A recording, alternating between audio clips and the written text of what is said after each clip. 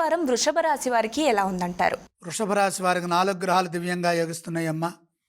ద్వితీయంలో గురువు, అష్టమంలో శుక్రుడు, లాభంలో శని, దశమంలో రాహువు. శుభప్రదమైన కాలం కొనసాగుతోంది. మీ నిర్ణయాలకు తగ్గట్టుగా ఫలితాలుంటాయి. బాధ్యతాయుతంగా కర్తవ్యాలను ప్రారంభించండి.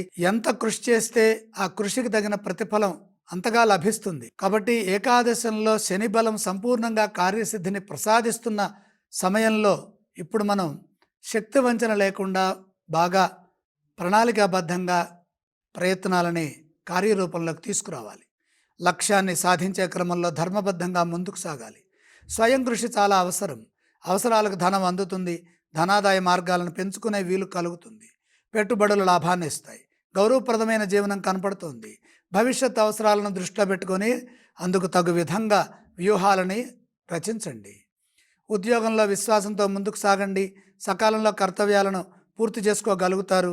ఇదే విధంగా వ్యాపారంలో కూడా నైపుణ్యంతో పనిచేయటం అవసరం. తోటి వారిని కలుపుకుపోవటం మంచి శక్తిని ప్రసాదిస్తుంది.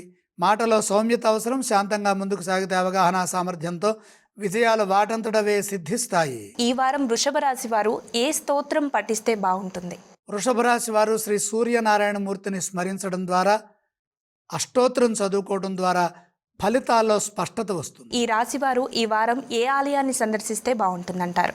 సూర్యుణ్ణి దర్శించండి. గురుగారు, అలాగే ఈ రాశి వారు ఈ వారం ఏ దానం చేయాలి? దానాలు అవసరం లేదు.